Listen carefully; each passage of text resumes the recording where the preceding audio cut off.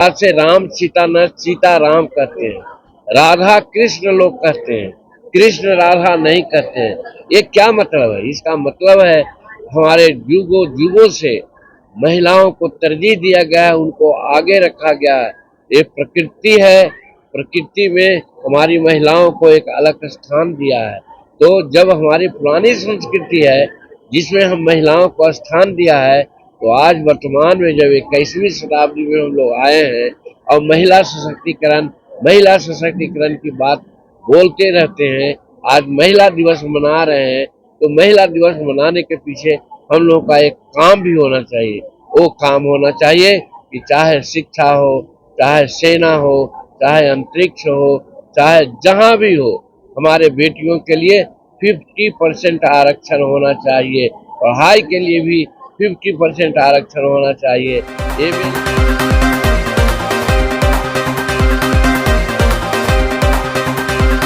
पिता कहता है, राम सीता राम कहता है, राम सीता कोई नहीं कहता।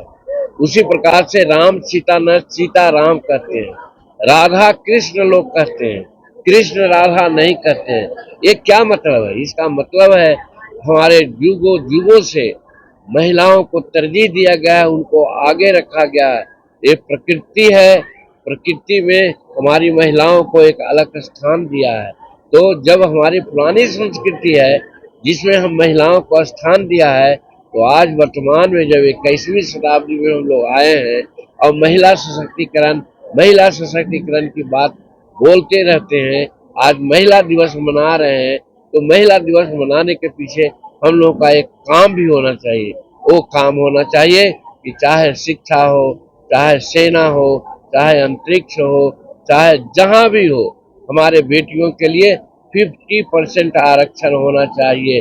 पढ़ाई के लिए भी 50% आरक्षण होना चाहिए। एमएलए, एमपी, राज्यसभा, काउंसिल सब में हमारे बेटियों के लिए 50% आरक्षण होना चाहिए।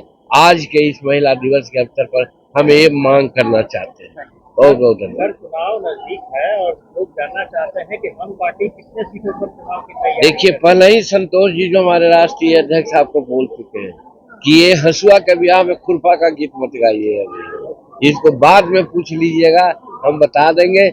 और ऐसे बस 15 तक दिमाग शांत रखिए, 15 के पहले सारी बातें सामने आ जाएंगी। मंत्रिमंडल विस्तार भी हो रहा है 15 तक।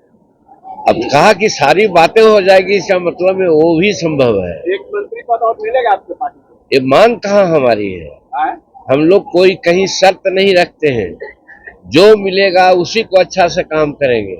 हम मुख्यमंत्री पद मांगे थे क्या, लेकिन मिला था, तो आप लोगों के जजमेंट पर छोड़ते हैं। क्या मुख्यमंत्री का कोई गलत काम किया था क्या? आज समुचे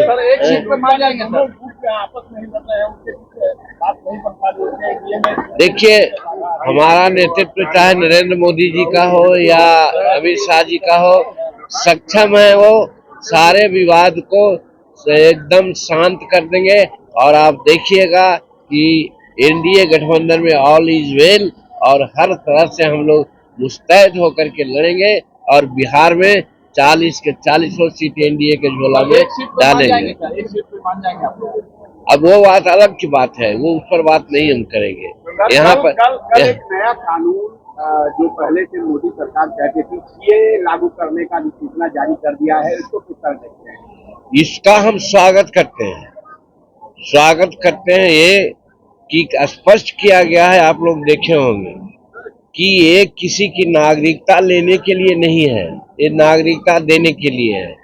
चाहे अफगानिस्तान में हो, चाहे बांग्लादेश में हो, पाकिस्तान में हो, तो मुसलमान जात के छोड़ करके, मुस्लिम अल्पसंख्यक को छोड़ करके, जिसको हम अल्पसंख्यक करते हैं, उन देशों में अल्पसंख्यक नहीं है। तो उनको जो वहाँ अल्पसंख्यक है, चाहे हिंदू हो, पारसी हो, सिख हो और लोग हैं, जो वहाँ दमन के शिकार होते हैं और हिंदुस्तान में चले आते हैं, तो 2014 के पहले जो लोग यहाँ पर आए हैं उनको भारत की नागरिकता देना जस्टिफाइड है। वो कहाँ रहेंगे? विकास के कामों में नहीं लग रहे हैं, वो नहीं समझ रहे हैं कि हम कौन देश के नागरिक हैं, तो उतना बड़ा समूह को हम लोग उसको देंगे। राजद के लोग कह रहे हैं कि हेडलाइन बदलने का काम कर रहे हैं आप लोग केवल। देखिए, जो विरोधी के लोग हैं वो तो यही कहवे करेंगे, उनको तो और कोई मुद्दा है नहीं, वो करप्शन की बात नहीं कहेंगे कि उनके राज में क्या हुआ था।